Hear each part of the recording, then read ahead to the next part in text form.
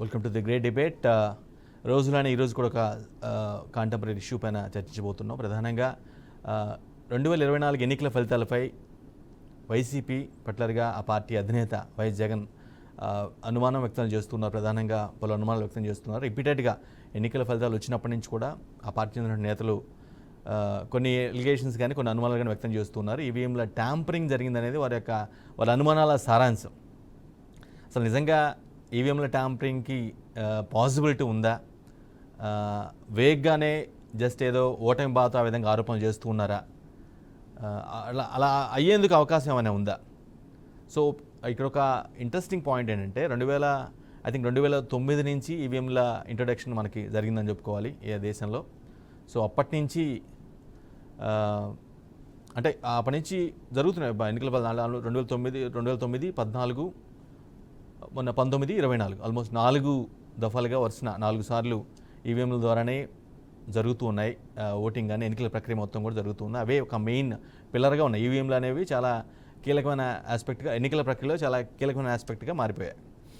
So 2019 ఎన్నికల ఫలితాలు చూసిన ఆ 2000 ఎన్నికల ఫలితాల సమయంలో నిజానికి టీడీపీ అప్పటి అధికార పార్టీ అధికార ప్రభుత్వం టీడీపీ కూడా ఈవీఎంలో గ్యాంబ్లింగ్ జరిగిందని అంటే 2019 ఎన్నికల ఫలితాలు చూసిన తర్వాత ఆ పార్టీ కూడా బలంగా ఆరోపణలు చేసింది. కొంత ఆ పార్టీ అధినేత జాతీయ స్థాయిలో కూడా కొంత కూడగట్టుకోవడం కానీ మద్దతు కూడగొట్టుకోవడం కానీ చేసిన పరిస్థితులు అయితే మనం చూసాం. 2019 ఎన్నికల ఫలితాలు తర్వాత టీడీపీ ఏదైతే ఆరోపణలు చేసిందో వాటికి కౌంటర్గా వైఎస్ జగన్ చాలా స్పష్టంగా వాటిని అంటే టీడీపీ చేసిన అలిగేషన్ మొత్తం కూడా ఖండిస్తూ 2014లో జరిగిన ఈవీఎంలు కూడా ట్యాంపరింగ్ జరిగినట్టేనా అని క్వశ్చన్ మార్క్గా ప్రశ్నించారు. అంటే అప్పుడు కూడా మీరు ట్యాంపరింగ్ వల్లనే గెలిచారా అని అప్పటి టీడీపీ ప్రభుత్వాన్ని ప్రశ్నించడం జరిగింది. 2019లో ఆయన చాలా స్పష్టంగా ఈవీఎంల ట్యాంపరింగ్ అనేది అబద్ధం, జరగలేదు, అది అటువంటి దానికి ఆస్కారం లేదని ఆయనే చాలా బలంగా చెప్పారు. బట్ ఇప్పుడు 2024 ఎన్నికల ఫలితాల తర్వాత కంప్లీట్గా సినారియో మారినట్టుగా స్పష్టంగా అర్థమవుతుంది. ఆయన చెప్పే మాటలను బట్టి మాత్రమే చెప్తున్నాను. ఈవీఎంలో ట్యాంపరింగ్ జరిగిందని కొంత ఈరోజు కోర్టు చేయడం జరిగింది. నిజానికి ఎన్నికల ఫలితాలు సాయంత్రం పూటే ఏం జరిగిందో నాకు అర్థం కాని పరిస్థితి ఉంది. ఏదో జరిగినట్టు అన్యాయం జరిగినట్టుగా అనిపిస్తూ ఉంది, కానీ సాక్ష్యాలు లేవు అనే ఒక కీలకమైన అలిగేషన్ కూడా చేయడం జరిగింది. ఈరోజు కూడా ఒక ట్వీట్ చేయడం జరిగింది. అభివృద్ధి చెందిన దేశాల్లో అన్నింటిలో కూడా ఇప్పటికీ బ్యాలెట్ విధానం అమలు చేస్తున్నారు, ట్యాంపరింగ్లో మీద అంత విశ్వసనీయత లేదు అనే ప్రాస్పెక్ట్లో ఆయన ఒక ట్వీట్ కూడా చేయడం జరిగింది.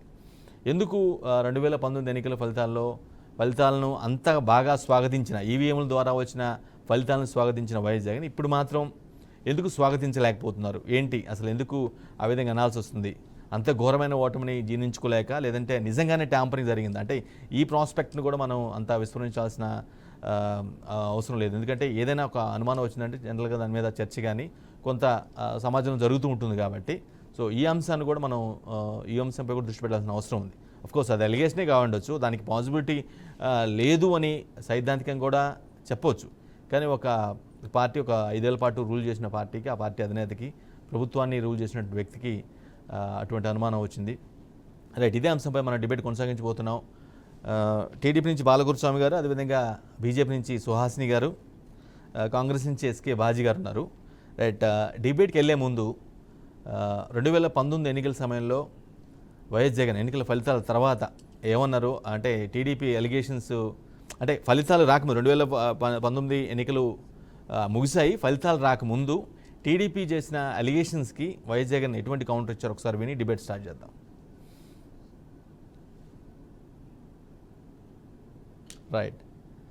రైట్ కొంత టెక్నికల్ ఇష్యూ వచ్చినట్టుగా అనిపిస్తుంది, మా పీసీఆర్ పీపుల్ చెప్తున్నారు. రైట్, డిబేట్ స్టార్ట్ చేద్దాం. టీడీపీ నుంచి బాలగురుస్వామి గారు సిద్ధంగా ఉన్నారు. గురుస్వామి గారు నమస్తే అండి. ఎందుకు ఈ విధంగా 2019 ఎన్నికల ఫలితాలని యాక్సెప్ట్ చేసినటువంటి వైఎస్ జగన్ ఇప్పుడు ఈ ఫలితాలను ఎందుకు యాక్సెప్ట్ చేయలేకపోతున్నారు అంటే మీరేం చెప్తారు? వెంకట గారు, ముందుగా మీకు ప్యానల్లో ఉన్న సుహాసిని గారికి, కాంగ్రెస్ నుంచి వచ్చిన ఇక్బాల్ గారికి, బీఆర్కే వీక్షకులకి అందరికి కూడా ముందుగా నమస్కారాలు తెలియజేస్తున్నాను. అయితే జగన్మోహన్ రెడ్డి గారు పూర్తిగా నైరాంశ్యంలో ఉన్నారనేది ప్రతి ఒక్కరికి అర్థమవుతా ఉంది. ఫలితాలు వచ్చిన రోజే చేతులు 2 కట్టుకొని ఇలా చూసుకుంటూ అన్నీ చేశాము, ఆ జనాలందరి అభిమానం ఏమైందో, అక్క చెల్లెమ్మల ప్రేమంతా ఏమైందో నాకు అర్థం కావడం లేదు అని చెప్పి మాట్లాడాడు.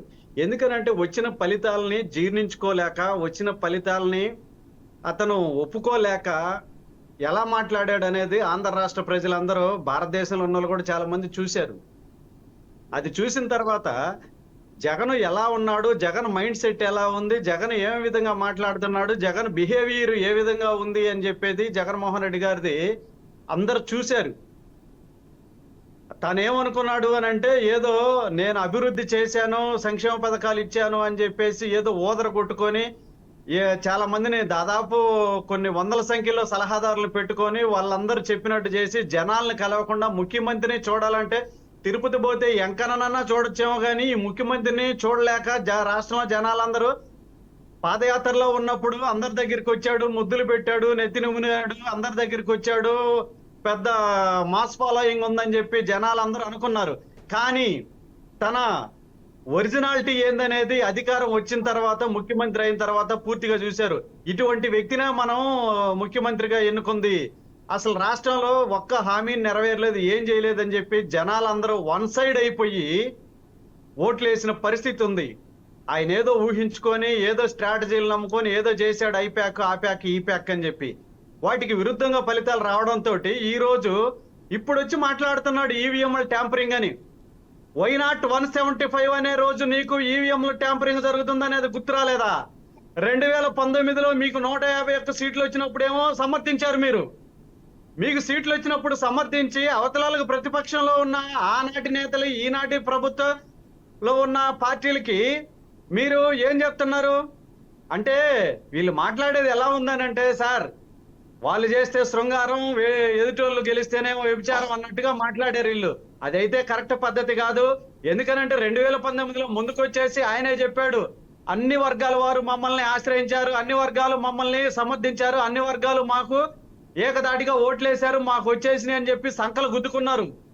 కానీ ఈ రోజు నీ పరిపాలన, నీ అడ్మినిస్ట్రేషన్, నీ విధి విధానాలు చూసిన తర్వాత ఈ రోజు రాష్ట్రం అల్లకల్లోలం అయిపోయింది. బీహార్ కన్నా ఘోరంగా వచ్చింది. కాబట్టి నేను గతంలో కూడా డిబేట్ లో చెప్పాను, ఉద్యోగస్తులు, వ్యాపారస్తులు, యువత, మేధావర్గం, అన్ని వర్గాలు కూడా ఈ రోజు ఎన్డీఏ ప్రభుత్వం, తెలుగుదేశం ప్రభుత్వం రాకపోతే రాష్ట్రం నడి సంద్రంలో మునిగిపోయిన నావలాగా అయిపోతుందని చెప్పేసి అందరూ వన్ సైడ్ గా ఓట్లేసేసి ఈ రోజు ఎన్డీఏ ప్రభుత్వాన్ని, ఎన్డీఏ కూటమిని అధికారంలో తీసుకొస్తే ఈ రోజు జగన్మోహన్ రెడ్డి అదేదో చూసుకుంటా మాట్లాడుతున్నాడు. 5 సంవత్సరాలు ముఖ్యమంత్రిగా ఉన్నప్పుడు ఏ రోజు ఒక్క ప్రెస్ మీట్ పెట్టలా. ఏదైనా మీటింగ్ వచ్చినా కూడా వాళ్ళ సలహాదారులు ఇచ్చిన స్క్రిప్ట్లు తీసుకొచ్చి చదువుతున్నాడు. ఏ రోజన్నా కూడా దేని మీదైనా ఒక పాలసీ మీద, ఒక సిస్టమ్ మీద కరెక్ట్ గా మాట్లాడిన దాఖలు లేవు. ఏమి జరగలేదు. ఈ రోజు వచ్చి ప్రెస్ మీట్ పెట్టేసి ఇవన్నీ మాట్లాడుతా ఉన్నాడు. ఎందుకనంటే ఇవన్నీ తనకు ఫలితాలనేది పూర్తిగా వ్యతిరేకంగా, పూర్తిగా విరుద్ధంగా అతను జీర్ణించుకోలేని విధంగా రావడం వల్ల, ఎందుకనంటే ఈ సైకో మాజీ ముఖ్యమంత్రి జీర్ణించుకోలేక ఈ రోజు మాట్లాడుతున్నారు. వెంకట గారు, రాష్ట్ర ప్రజలందరూ చూస్తానే ఉన్నారు. ఎందుకంటే దేశాలన్నీ ఈ రోజు దేశాలన్నీ కూడా ఈ రోజు బ్యాలెట్ విధానంలో జరుపుతున్నారని చెప్తున్నాడు. మరి ఎలక్షన్ కి రాకముందు వై నాట్ 175 అనేటప్పుడు నువ్వు ఎందుకు చెప్పలేదు? ఈ రోజు వచ్చి ఎందుకు మాట్లాడుతున్నావు? అంటే ఫలితాలు నీకు అనుకూలంగా రాలేదు కాబట్టి బుడద జల్లే ప్రయత్నం చేస్తున్నావా? అలా బుడద చల్లటం, ఆ విధంగా మాట్లాడటం అనేది కరెక్ట్ పద్ధతి కాదు అనేది రాష్ట్ర ప్రజలందరూ చూస్తున్నారు. ఎందుకనంటే ఓటమిని ఒప్పుకోండి, ప్రతిపక్ష పాత్ర కరెక్ట్ గా చేయండి ఇప్పటికైనా కూడా. ఎందుకనంటే మీరు ప్రతిపక్షంలో నాటి మా పార్టీని ఏ విధంగా గొంతునెక్కారో, మీరు 11 మంది ఉన్నా కూడా మేమైతే అలా చేయము, మా ప్రభుత్వం అలా చేయదు, మీరు రండి, మీ సిస్టమ్, మీ విధి విధానాలు మాట్లాడండి. ప్రభుత్వం ఏదైనా తప్పులు చేస్తే మీరు దాన్ని సద్విమర్శగా చేయండి, ప్రభుత్వానికి సూచనలు, సలహాలు ఇవ్వండి. మీ పాత్ర ఇప్పుడు ప్రతిపక్షానికి కూడా పరిమితం కాలేదు, ఇంకా తగ్గిపోయింది.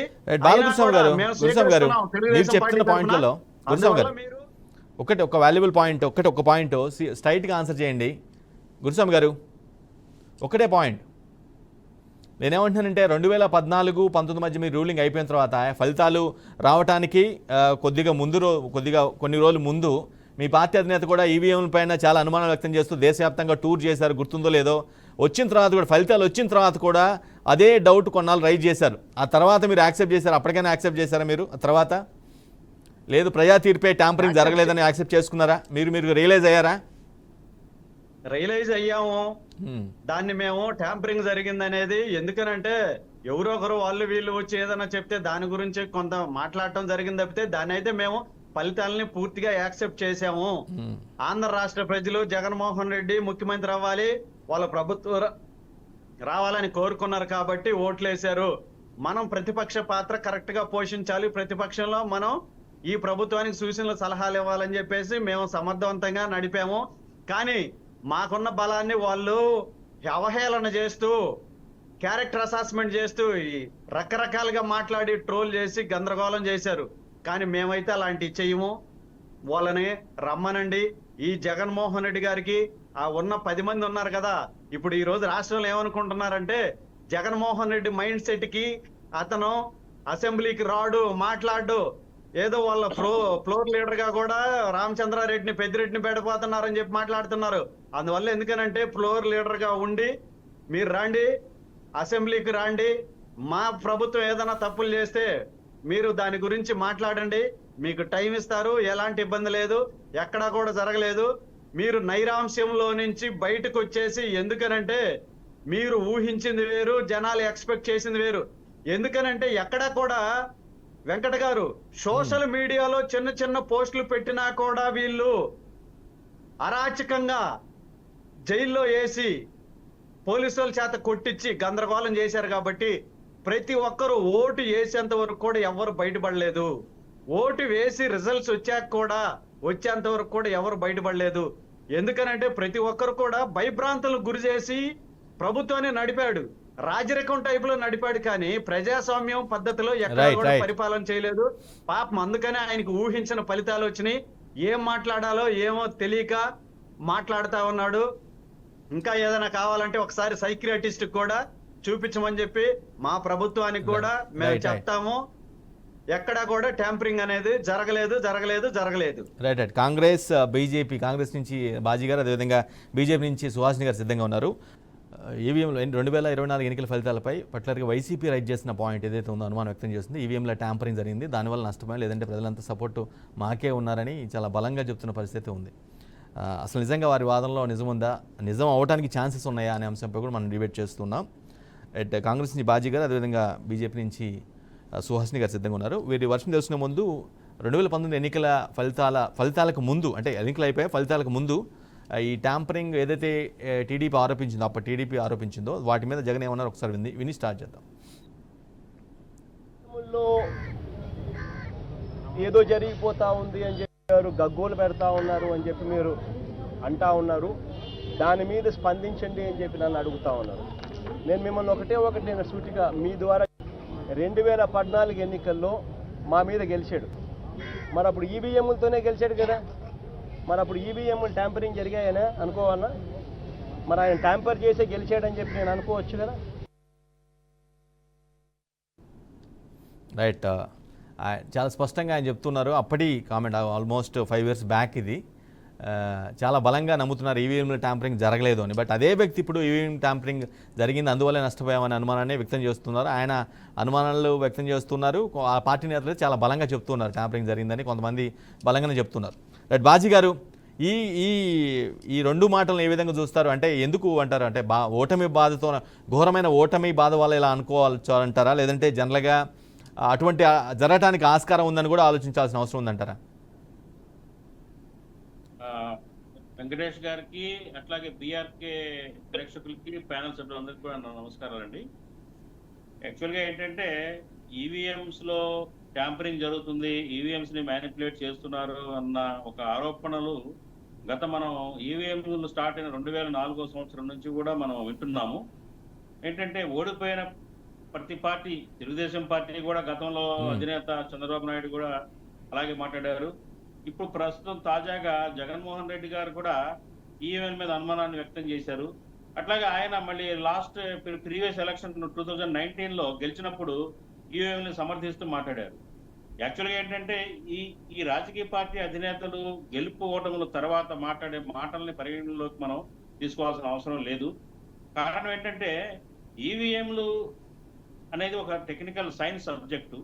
ఈవీఎంలు కూడా మనం ఇంపోర్ట్ చేసుకుంటున్నాము. మన దేశంలో తయారైన వస్తువు కాదు, అది వేరే దేశాల్లో తయారై వస్తుంది. అది కూడా ఏంటంటే అప్గ్రేడెడ్ టెక్నాలజీ, అది రోజు రోజుకి దాని టెక్నాలజీ అప్గ్రేడ్ అవుతా ఉంది.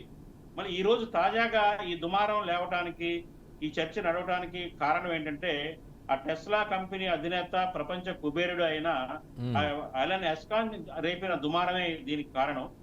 అయితే ఏంటంటే ఈవేళ ఒక ప్రశ్న సర్వత్రా లేవనెత్తుతుంది. రీసెంట్ గా జరిగిన ఎలక్షన్ లో మరి ఈవీఎం ట్యాంపరింగ్ జరిగి తెలుగుదేశం పార్టీ గెలిచిందనో బీజేపీ పార్టీ గెలిచిందనో మనం చెప్పక్కర్లేదు.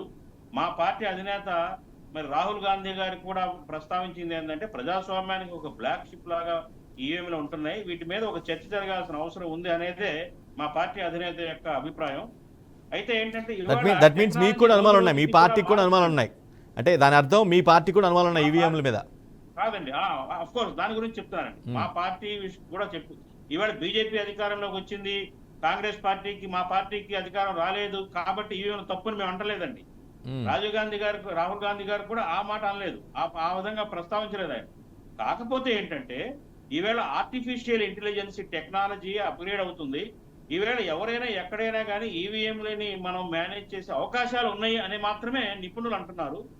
అవకాశాలు ఉన్నాయి కాబట్టి, ఆరోపణలు వస్తున్నాయి కాబట్టి, దాని చర్చలోకి వచ్చింది కాబట్టి ఈ సబ్జెక్టు, దీని మీద మరి ఎలక్షన్ కమిషన్ దృష్టి సారించి కాదు ఈవీఎంలు మన ఇండియాలో వాడుతున్న ఈవీఎంలు కరెక్టే, వీటిని ఎవరు ట్యాంపరింగ్ చేయలేరు అని ప్రజలకి నిరూపించి చూపించాల్సిన అవసరం ఉంది అనేది నా వ్యక్తిగతమైన అభిప్రాయం.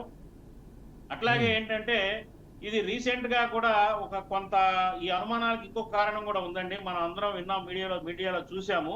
మరి ముంబైలో జరిగిన ఒక ఇన్సిడెంట్, ఒక పర్సన్ ని అరెస్ట్ చేశారు. అతను మొబైల్ ద్వారా ఈవీఎం ని అన్లాకింగ్ చేశాడన్న ఆరోపణల మీద పోలీసులు అతను అరెస్ట్ చేయడం జరిగింది. శివసేన ఎంపీ 48 ఓట్ల మెజారిటీతో గెలవటం దానికి ఈవీఎం ట్యాంపరింగ్ కారణం అని ఒక ప్రచారం జరిగిన నేపథ్యంలో ఈ రోజు ఇతను టెస్లా కంపెనీ అధినేత చేసిన ఆరోపణలు అవి వేరే దేశాల్లో ఉన్న ఈవీఎంల దృష్టిలో పెట్టుకుని చేసినప్పటికీ కూడా ఈవీఎంల యొక్క మరి విశ్వసనీయత పట్ల ఒక ప్రశ్నలు లేవనెత్తిన నేపథ్యంలో దీని మీద ఒక చర్చ జరగడమే కాకుండా ఒక హై లెవెల్ నిపుణుల కమిటీ ఏర్పాటు చేయబడాలి. ఈ ఈవీఎంలో నికార్స్ ఎంత ఉంది, దీంట్లో ఎటువంటి అవకతవకలకి మన ఇండియాలో ఉన్న ఈవీఎంలకు ఆస్కారం లేదు అన్నది ప్రజలకు తెలియాల్సిన అవసరం ఎట్టి పరిస్థితుల్లో ఉందండి. అంతే తప్ప గెలిచిన పార్టీలు మ్యానిపులేట్ చేశారని కానీ ఓడిపోయిన పార్టీలు ఆరోపించడం సహజం. ఆ ప్రెస్టేషన్ లో చేస్తున్నారు. చంద్రబాబు నాయుడు గారు చేశారు, జగన్ కూడా లాస్ట్ ఎలక్షన్ కి వేరియేషన్ మారింది ఆయనకి. కాబట్టి అవి మనం పరిగణలోకి తీసుకోవటం కాదండి. ప్రధానంగా ప్రజలకు నిజాలు తెలియాలి. మన ఇండియాలో వాడబడుతున్న, ఇంపోర్ట్ చేయబడుతున్న ఈవీఎంలు మంచివి, వాటిని ఎవరు ఏమి చేయలేరు, వాటికి ఆర్టిఫిషియల్ ఇంటెలిజెన్స్ యొక్క ప్రభావం వాటి మీద ఏమాత్రం ఉండదు అన్నది ప్రజలకి గట్టిగా తెలియాల్సిన అవసరం ఉందండి. అట్లాగే ఇంకో క్వశ్చన్ ఏంటంటే మరి మనం గత ఎలక్షన్స్ కోసం సుమారుగా 60 లక్షల ఈవీఎం మిషన్స్ ని ఇంపోర్ట్ చేసుకున్నామండి. ఈ ఈవీఎం మిషన్స్ లో మరి మీడియా ద్వారా తెలుస్తున్న న్యూస్ ఏంటంటే 40 లక్షల ఈవీఎం మిషన్స్ మాత్రమే వాడాము, మిగతా 20 లక్షలు అదృశ్యం అయిపోయినాయి, కనపడతలేదు. అవి ఎక్కడున్నాయి అనేది మరి ఈసీ ఎలక్షన్ కమిషన్ ప్రజలకి తెలియజేయాల్సిన అవసరం ఉందండి. ఇవన్నీ కూడా ఈవీఎం చుట్టూ నిలబెడుతున్న తాజా ప్రశ్నలు. వీటికి మరి ఎలక్షన్ కమిషన్ సీరియస్ గా తీసుకొని వీటికి ప్రజలకు సమాధానం చెప్పాలి. రాజకీయ పార్టీల ఆరోపణలు, ప్రత్యారోపణలను పక్కన పెట్టి ప్రజలకి జవాబుదారీగా ఈసీ మరి ముందుకు వచ్చి తగిన కార్యాచరణ చేయాలని చెప్పేసి నా అభిప్రాయం. రైట్. సుహాసిని గారు, ట్యాంపరింగ్ అనగానే ఒక మాటలో చెప్పాలంటే ఇండైరెక్ట్గా మీ వైపే తిరుగుతుంది. ఎందుకంటే కేంద్రంలో ఉన్న ప్రభుత్వం, ఎన్డీఏ పక్షాలు అనుకూలంగా ఉన్నటువంటి ఏదైతే రాష్ట్రాల్లో పార్టీలు ఉంటాయో వాటికి అనుకూలంగా బిహేవ్ చేసింది, వాళ్ళ మద్దతుతోనే ట్యాంపరింగ్ జరిగిందని ఒక బలమైన అలిగేషన్ అయితే చేస్తూ ఉన్నారు. అలిగేషన్ అదే నిజమైతే ఖచ్చితంగా మీరు దేశం మొత్తం కూడా మీరు దాన్ని ఫాలో అయ్యి ఏకఛత్రాధిపత్యం చేయొచ్చేమో. వెంకట్ గారు నమస్కారం, ప్యానెల్లో ఉన్న పెద్దలందరికీ నమస్తే.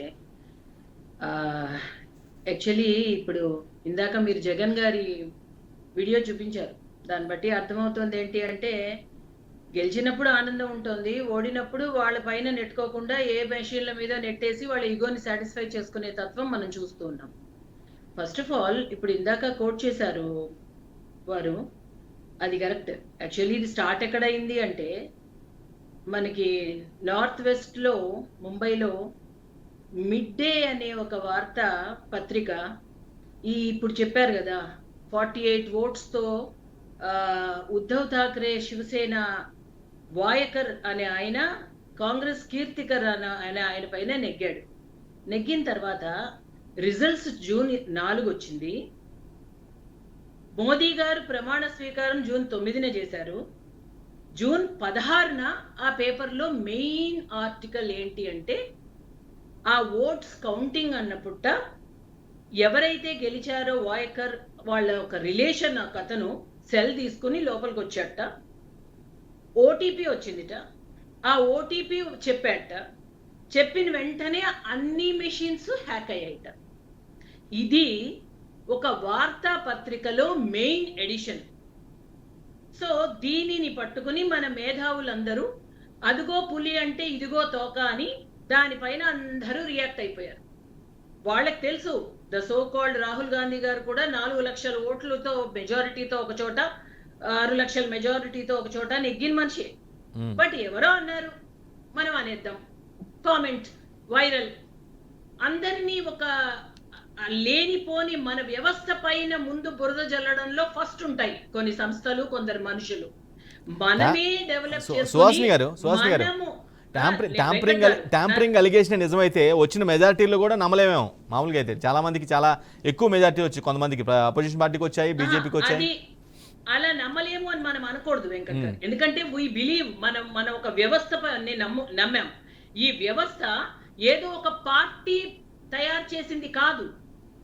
అన్ని మన మనుషులం, మనము మన దేశంలో వ్యవస్థని డెవలప్ చేసుకుంటున్నాం. కొన్ని వ్యవస్థల్ని మనము రెస్పెక్ట్ ఇస్తాం, ఆ వ్యవస్థల్ని ప్రశ్నించము.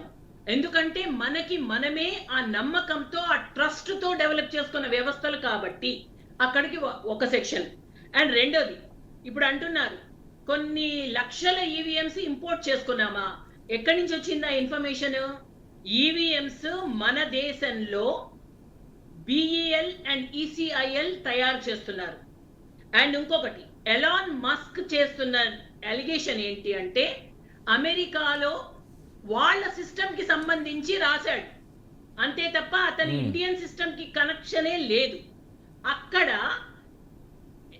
అమెరికాలో ఉన్న EVMs are connected with internet, but Indian system of EVMs are stand alone.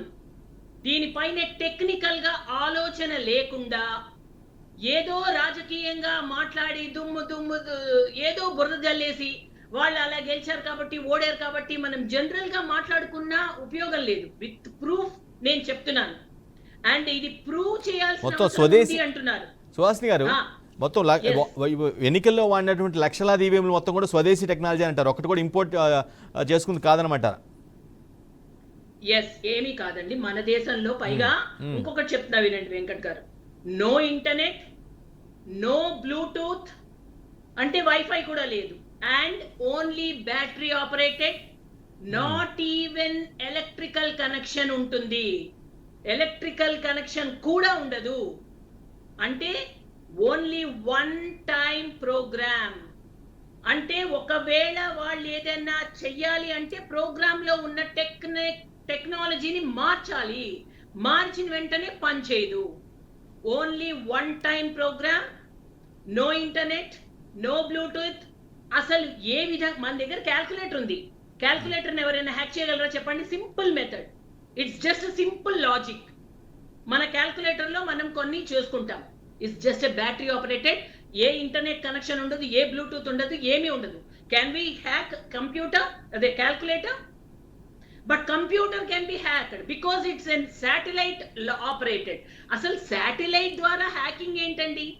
అసలు ఇంత క్లియర్ గా ఆ యూనివర్స్ ప్రొఫెసర్ హౌ అనే ఆయన 3Dలో పూర్తిగా దీని గురించి ఎక్స్ప్లెనేషన్ ఇచ్చాడు. అట్లీస్ట్ అది we all should need to go through that. దాన్ని తెలుసుకోవాలి.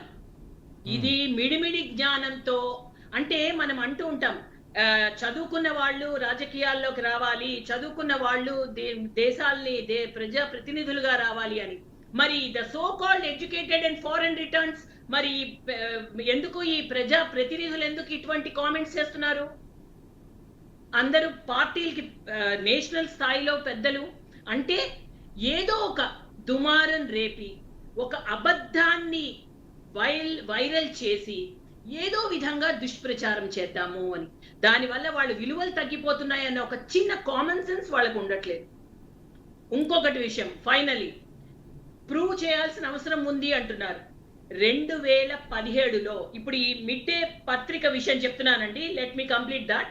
అది మెయిన్ దానిలో వచ్చినప్పుడు ఏ సెల్ ఏ ఓటీపీ వచ్చి హ్యాక్ అయింది ఒకసారి ఆ డీటెయిల్స్ ఇవ్వండి అని ఎలక్షన్ కమిషన్ ఆఫ్ ఇండియా అడిగితే వెంటనే వాళ్ళు సర్దుకుని వాళ్ళ మాటని 2 రోజుల తర్వాత ఎక్కడో చివరి పేజీలో చిన్నగా మేము ఏ ఆధారం లేకుండా రాసిన ఈ ఫలానా వార్తకి క్షమతవ్యులము అని చిన్నగా పక్కన రాశారు. అది ఎంతమందికి తెలుసు? అంటే ఎంత దారుణాలు జరుగుతున్నాయో ఈ దేశంలో చూడండి. అబద్ధం ఎంత దారుణంగా కావాలని స్ప్రెడ్ చేస్తున్నారు అంటే ఒక ఎవరి మీదైనా ఒక బురద జల్లడానికి నిజమైనా సరే అబద్ధం అబద్ధం అబద్ధం అంటే గుర్రాన్ని గాడిది గాడిది గాడిది అంటే గాడిది అవుతుందని అనుకుంటున్నారు, కానీ తెలియని వాళ్ళు అందరికీ తెలియదు అనుకుంటున్నారు. బట్ మనలాంటి ఈ డిస్కషన్ ద్వారా అట్లీస్ట్ కొందరికైనా నిజాలు తెలుస్తాయని చాలా మందికి తెలియదు. రైట్. అండ్ ఇంకొకటి 2017లో మళ్ళీ దీని మీద పూర్తి స్థాయిలో టెస్టింగ్ అన్ని పార్టీల వాళ్ళని పిలిచి ఓపెన్ ఛాలెంజ్ మేము చేసి కూర్చొని మీకున్న డౌట్స్ ఏంటి, మీకున్న క్లారిఫికేషన్స్ ఏం కావాలి అని దీనిపైన మొత్తం చెప్తే ఒక్క పార్టీ రాలేదు. ఎందుకు రాలేదు? They know the sanctity of the EVM in our country. So దయచేసి దీనిపైన ఈ తప్పుడు ప్రచారం అన్నది ఎప్పుడు ఎవరైనా సరే చేయకూడదండి, because we need to respect. And ఇంకొకటి, ఒకవేళ దీనిని ఏమైనా చేయాలి ఏం చేయాలన్నది డెసిషన్ ఎవరు తీసుకున్నారు? Government, election commission of India and opposition.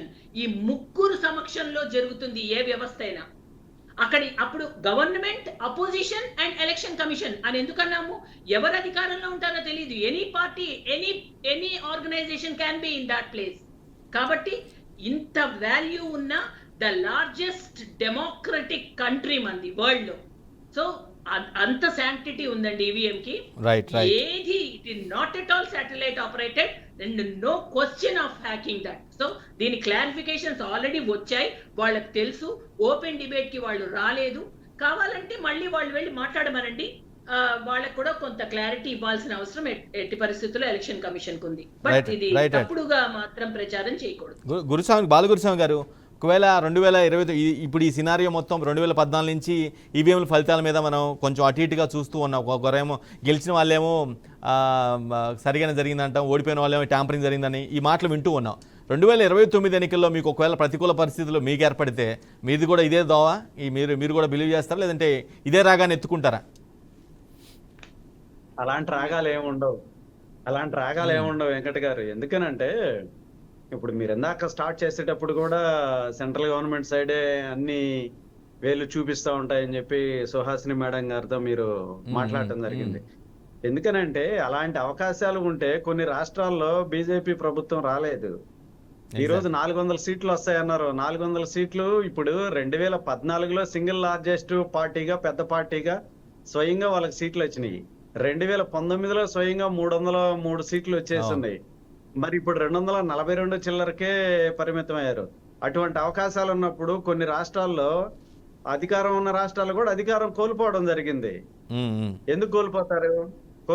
కోల్పోరు కదా, వాళ్ళు చెప్పుకున్న 400 సీట్లు వచ్చాయి కదా. అందువల్ల ఎందుకనంటే ఇవి కావాలని మాట్లాడాయి, కావాలని చేయడం తప్పితే వేరే ఉద్దేశం అయితే ఎక్కడా లేదు. అంటే అలా చేయటం వల్ల బాలకృష్ణ గారు 100% అవకాశం లేదు. ఇలా ఎవరు అలిగేషన్ చేసినా, ఇలా ఈ విధంగా ట్యాంపరింగ్ జరిగింది అన్నా సరే అది జనాల్లో విశ్వసనీయత అంతా ఉండదేమో. అంటే వాళ్ళు ఏదో ఊరక కొంత మనోధైర్యం కోసం లేదంటే వేరే ప్రాస్పెక్ట్లో ఆలోచించి అంటున్నారో కానీ జనాలు విశ్వసిస్తారంటారు అసలు ఇటువంటి మాటలని?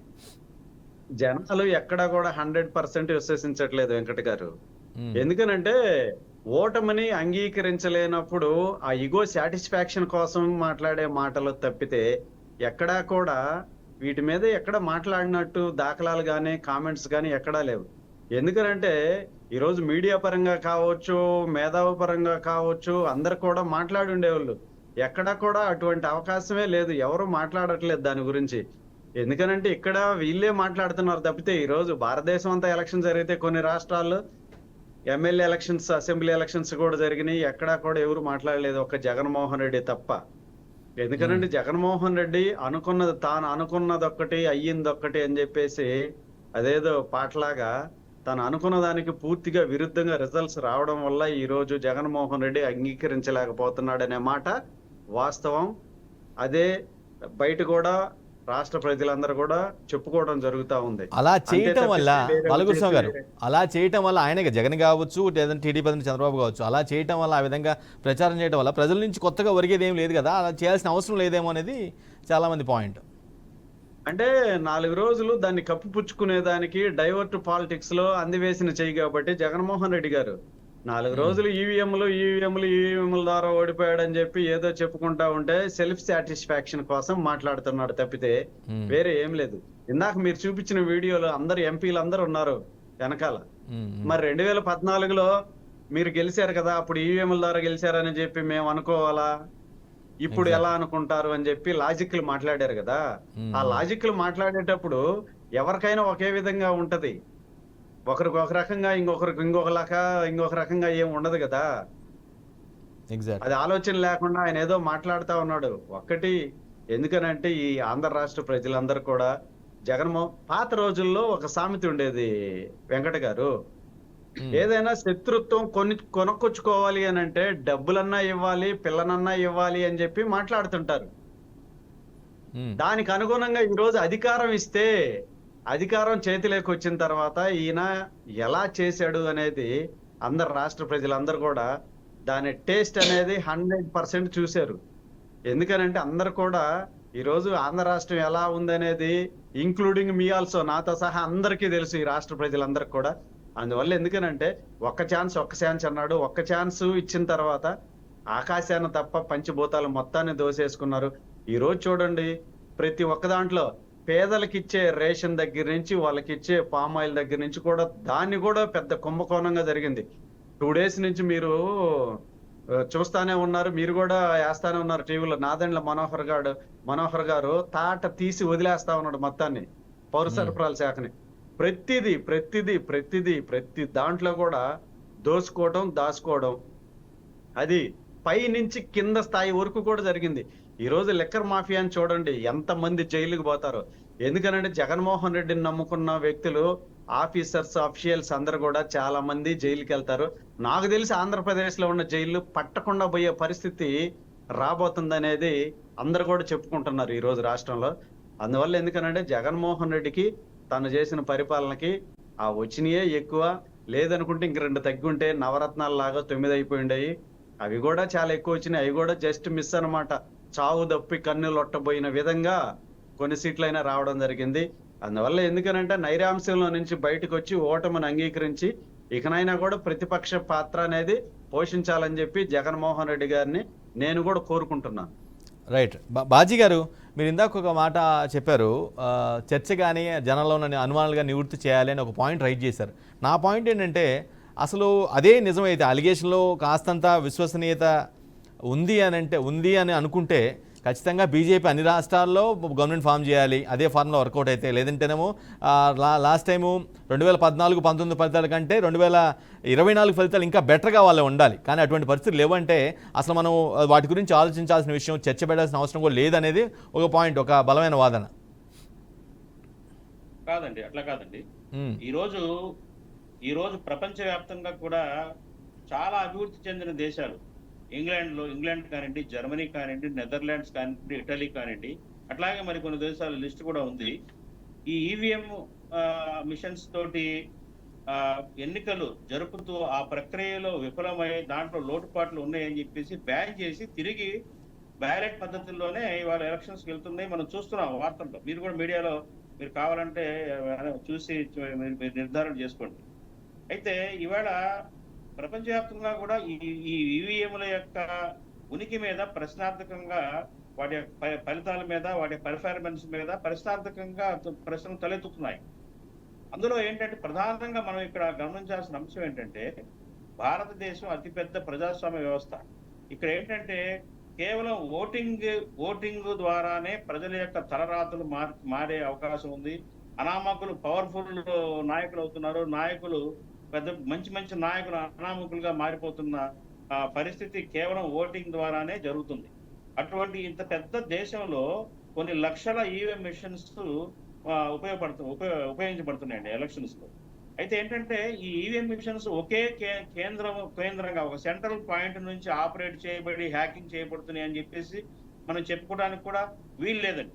కాబట్టి ఏంటంటే అదే మీరు లేవనెత్తిన ప్రశ్న ఏంటంటే, ఒకవేళ అధికారంలో ఉన్న బీజేపీ గవర్నమెంట్ వాళ్ళు హ్యాకింగ్ చేస్తే వాళ్ళకి అనుకూలంగా ఫలితాలు రాబట్టుకోవచ్చు కదా అన్న క్వశ్చన్కి ఏంటంటే, ఇన్ని లక్షల ఈవీఎం మిషన్స్ ని ఒకే కేంద్ర స్థానం నుంచి హ్యాక్ చేసి అనుకూలంగా ఫలితాలు తేవడం అనేది సాధ్యం కాకపోవచ్చు. కానీ ఇవాళ మారుతున్న టెక్నాలజీ, వస్తున్న అప్గ్రేడెడ్ టెక్నాలజీ, ఇవాళ మనం చూస్తున్నాం బ్యాంకులో ఉన్న మన డబ్బులే మాయమైపోతున్నాయి.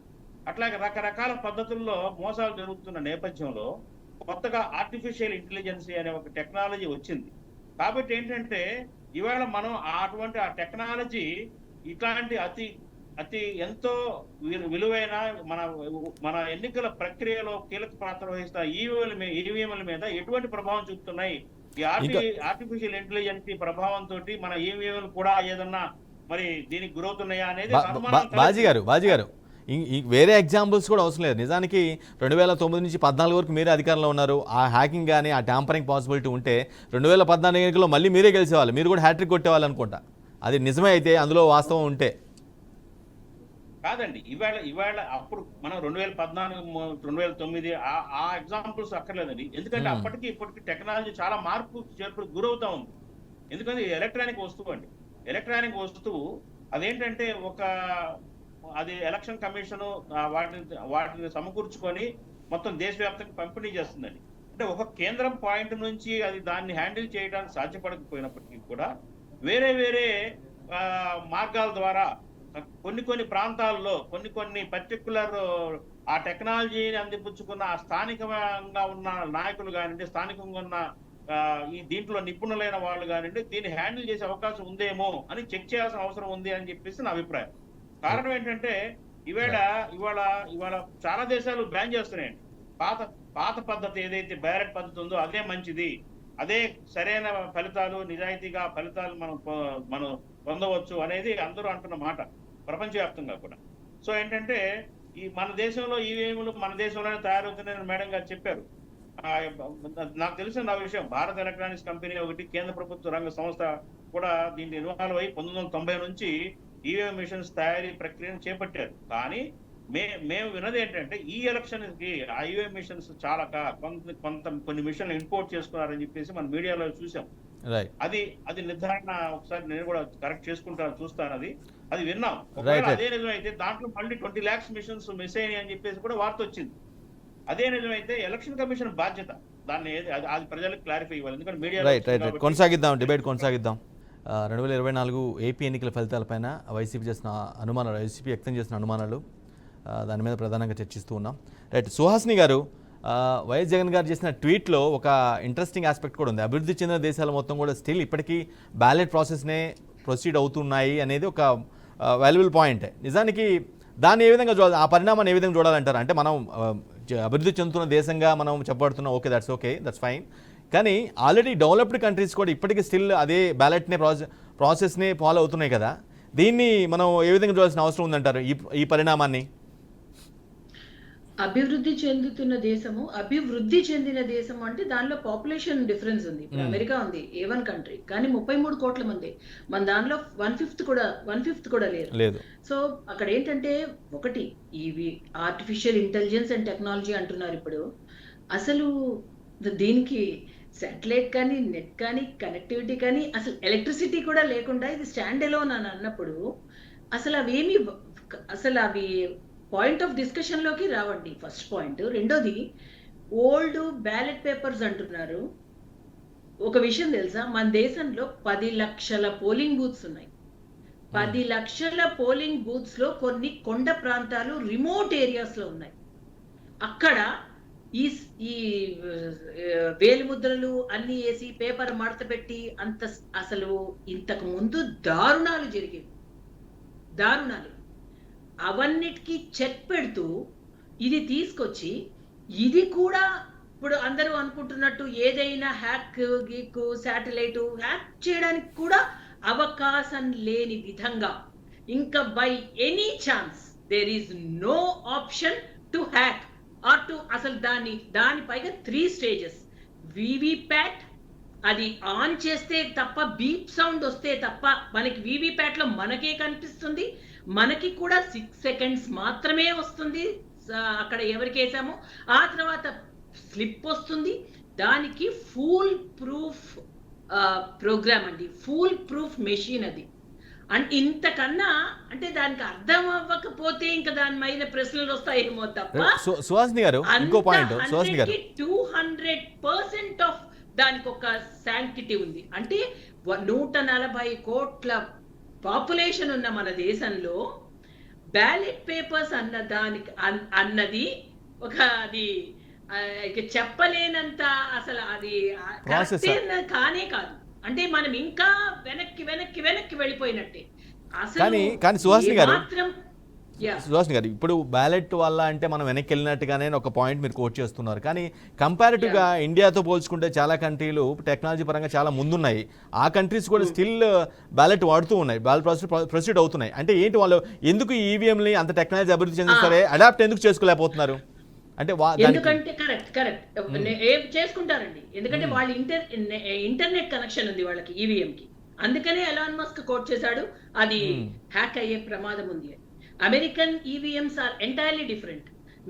దీనిపైన పూర్తి ఆధారాలతో ఎన్నో దీనిపైన స్టడీ చేసిన తర్వాత తీసుకున్న పాయింట్స్ ఏనండి ఇవి. ఇది ఏమాత్రం అందులో ప్రజలకి మనము మాట్లాడే దానిలో ఏమాత్రం డౌట్ కూడా ఉండకూడదు, రాకూడదు. దీనిపైన అంత క్లారిటీ ఉండాలి చెప్పేదానిలో. ఎందుకు చెప్తున్నామంటే యుఎస్ ఈవీఎంస్ ఆర్ డిఫరెంట్. వాళ్ళు మన దాన్ని అదొక్కటే కాదు, యూఎస్ ఒకటే కాదు madam, subject the correction. US ఒకటే కాదు, ఇంకా కొన్ని అభివృద్ధి చెందిన కంట్రీలు మనకంటే టెక్నాలజీ పరంగా ఫార్వర్డ్గా ఉన్న కంట్రీలు కూడా బ్యాలెట్ ప్రాసెస్ ప్రొసీడ్ అవుతున్నాయి. బట్ ఎందుకు వాళ్ళు అంత టెక్నాలజీ పరంగా ముందున్నప్పుడు కూడా ఇది ఎందుకు అడాప్ట్ చేసుకోవట్లేదు అనేది ఒక పాయింట్. యూపీఐ పేమెంట్స్ మనల్ని చూసి అడాప్ట్ చేసుకున్నాయి కదా. అంటే ఎందుకు చేసుకోలేదంటే మరి వాళ్ళు దే హ్యావ్ టు సీ, వాళ్ళకి అంత క్వశ్చన్స్ రాలేదేమో, అంత ప్రశ్నించే మన దేశంలో ఉన్నంత freedom of speech, freedom of profess, freedom to profess, అసలు మన దానిలో ఉన్నంత ఫ్రీడమ్ ఆఫ్ థాట్, ప్రతిదీ మనకి స్వేచ్ఛ ఎక్కువ కదా, భావ వ్యక్తీకరణ స్వేచ్ఛ ఎక్కువ కదా మన దేశంలో. కాబట్టి మనం ఎక్కువ ప్రశ్నించడం అన్నది ఎందుకంటే దేశ భవితవ్యాన్ని రైట్ మేడం దేశ భవితవ్యాన్ని నిర్ధారించే ఎన్నికల ప్రక్రియని చాలా ట్రాన్స్పరెంట్ గా ఉండాల్సిన అవసరం ఉంది. కాబట్టి మేబీ అటువంటి ఎలక్ట్రానిక్ మిషన్లతో పెట్టుకోకుండా బ్యాలెట్ ద్వారా పోతున్నారు. అలా ఎందుకు అనుకోకూడదు? అలా అనుకోకూడదండి, ఎందుకంటే ఇది ఎలక్ట్రానిక్ అంటే ఓన్లీ బ్యాటరీ ఆపరేటెడ్. ఇప్పుడు కావాలి అంటే అందులో చూపిస్తారా శాంక్టిటీ? బ్యాలెట్ పేపర్స్ లో పర్ఫెక్ట్ గా వస్తుంది అని మీరు చెప్పగలరా? ఇప్పుడు నేను అన్నాను 10 లక్షల పోలింగ్ బూత్స్ ఉన్నాయి, అన్ని చోట్ల ఎక్కడెక్కడ రిగ్గింగ్ జరుగుతుందో అసలు వాళ్ళ లోకల్ గా సందేశ్ ఖాళీ వెస్ట్ బెంగాల్ లో మహిళల పైన జరుగుతున్న అరాచకాలు ఇన్ని సంవత్సరాలు బయటకు తెలియలేదు. అక్కడ నుంచి ఎవరో ఒకళ్ళు బయటకు వచ్చి చెప్పే వరకు అంటే అంత దారుణాలు జరుగుతాయి. అంటే మాన్యువల్లో మీరు అసలు మీరు క్లారిటీ ఇవ్వగలరా? మీరు డెఫినెట్లీ అది 100% పర్ఫెక్ట్ అని. అన్ని చోట్ల మీరు ఎంతమందిని రిక్రూట్ చేసుకోవాలి? 10 లక్షల పోలింగ్ బూత్స్ లో ఎంతమంది సిబ్బందిని పెట్టాలి? ప్రాసెస్ పెద్దదే, నో డౌట్. ప్రాసెస్ చాలా పెద్దది, నో డౌట్. పెద్దదే కాదండి, అసలు మీకు అది కుదరని పని. అది కూడా మీకు శాంక్టిటీ లేదు. 10 లక్షలు అంటే మీకు 30 లక్షల మంది సిబ్బంది అంటే ఇప్పటికే కోట్లలో వెళ్ళింది మనకు. కానీ ఇంత పెద్ద దేశంలో సుహాసిని గారు, ఇంత పెద్ద దేశంలో 2004 వరకు కూడా మనం అదే ప్రాసెస్ ఫాలో అయ్యాం. అది ఆ విషయం మర్చిపోవద్దు. అండ్ ఇంకొకటి ఆయన ఇంకొకటి మా ఫాలో అయ్యాం ఎందుకు అప్పటి వరకు ఇది లేదు కాబట్టి ఇప్పుడు కూడా ఎగ్జాక్ట్లీ ఇదే సో కాల్డ్ ప్రశ్నిస్తున్న పార్టీలు ద సో కాల్డ్ ప్రశ్నిస్తున్న ప్రజాప్రతినిధులు మరి ఓపెన్ డిబేట్ కి డిస్కషన్ కి వాళ్ళు రండి మీకు ప్రాక్టికల్ గా ఇదిగో మెషినరీ ఇది equipment this is the technology మీకు తెలిసిన టెక్నికల్ పర్సన్స్ ని తీసుకురండి మేధావుల్ని తీసుకురండి రైట్ సమయం మించిపోతుంది కంక్లూడ్ చేయండి అని ఓపెన్ డిబేట్ పెట్టినప్పుడు ఎందుకు రాలేదు రైట్ చర్చించాలి కదా రైట్ కంక్లూడ్ సమయం మించిపోతుంది మేడం సమయం సారీ వెంకట్ గారు మీడియాలో తప్పుడు ప్రచారం చేయడానికిలో ఉన్న ఇంట్రెస్ట్ దాన్ని నిజంగా తప్పుందా లేదా అన్న ఒక క్లారిఫికేషన్ తీసుకోవడంలో ఎందుకు లేదు right final words concluding remarks Baji garu concluding remarks అని ప్రతిదీ మీడియాలో వచ్చినంత మాత్రాన మనం ప్రశ్నించాల్సిన పని లేదండి మనలాంటి వాళ్ళము మీడియాలో వస్తే దాని పూర్వాపరాలు తెలుసుకుని ప్రశ్నించాలి అది రైట్ ఫైనల్ రిమార్క్స్ బాజీ గారు. వెంకటేష్ గారు మీరు లేవనెత్తిన పాయింట్ 100% జెన్యున్ పాయింట్ లేవనెత్తారు. నేను ఇంకో ప్రశ్న వేస్తున్నాను. మనకంటే ఎప్పటి నుంచో ఎలక్ట్రానిక్ టెక్నాలజీలో ముందున్న అమెరికాలో కానీ ఇంగ్లాండ్లో కానీ ఆ దేశాలకి బ్యాటరీ సహాయంతో ఇంటర్నెట్ లేకుండా యుఎం తయారు చేసే సత్తా లేదంటారా? వాళ్ళని క్వశ్చన్ చేయొచ్చు, వాళ్ళని క్వశ్చన్ చేయొచ్చు. వాళ్ళకి చేత కాదా? ఒక్క నిమిషం మేడం ఉండండి. Let me complete I want to discuss something. Venkatesh గారు ఇప్పుడు ఈవీఎం మిషన్స్ యొక్క నైతికత వాటిలో ఉన్న పెర్ఫార్మెన్స్ మీద ఇవాళ మన దేశంలో క్వశ్చన్ రైజ్ అవుతుంది, ఆరోపణలు వస్తున్నాయి. అట్లాగే ప్రపంచ దేశాలను పరిశీలిస్తే గనక చాలా దేశాల్లో మనకి మళ్ళీ వెనక్కి వెళ్ళి బ్యాలెటే కరెక్ట్ గా ప్రజల యొక్క నిజమైన తీర్పు ఎన్నికకి నిర్ధారణ అని చెప్పేసి అనుకుంటా ఉన్నారు అన్ని దేశాల్లో కూడా. అట్లాగే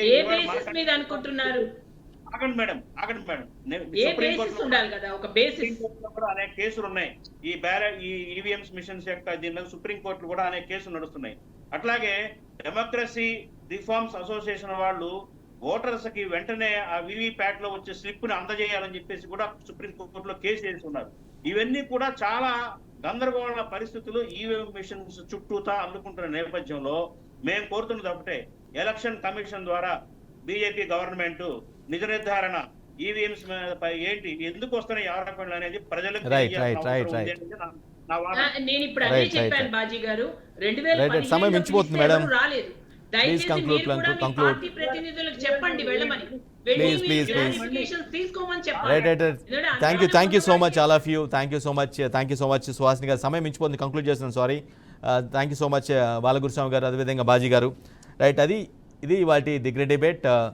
అఫ్కోర్స్ అలిగేషన్స్ చేయటం, అనుమానాలు వ్యక్తం చేయటం కామనే, ఎందుకంటే అది ఓటమి భారమా లేదంటేనే నిజంగానే జరిగిందా అనేది పక్కన పెడితే మొత్తానికైతే కొంత ఆ పాయింట్స్, ఎందుకంటే గతంలో విజయాన్ని వెల్కమ్ చేసిన వాళ్ళు ఇప్పుడు ఓటమిని కూడా దేని ద్వారా అయితే విజయం అని వచ్చిందో దాని ద్వారానే ఇప్పుడు ఓటమి కూడా వచ్చింది కాబట్టి ఖచ్చితంగా వెల్కమ్ చేయాల్సిన అవసరం ఉంది. ఎందుకంటే గతంలో మనం అన్న మాటలన్నీ కూడా ప్రజలకి అందరికీ కనిపిస్తున్నాయి కాబట్టి ఈవీఎంలు ట్యాంపరింగ్ అనేది ఐ థింక్ అసాధ్యం అనేది ఒక దేశవ్యాప్తంగా ఉన్నటువంటి ఒక అఫ్కోర్స్ కొంతమంది చెప్తున్నప్పుడు కూడా ఒక బలమైన వాదం ఏంటంటే ట్యాంపరింగ్ అసాధ్యమే అన్నట్లుగా అది ట్రాన్స్పరెంట్గానే ఉంటుంది అనేది ఒక మెజారిటీ వర్గం వాదన. రైట్, ఇది వాళ్ళ ది గ్రేట్ డిబేట్. మరో డిబేట్లో మళ్ళీ కలుద్దాం. అప్పుడు చూస్తూ ఉండండి బీఆర్కే న్యూస్ తెలుగు సత్తా.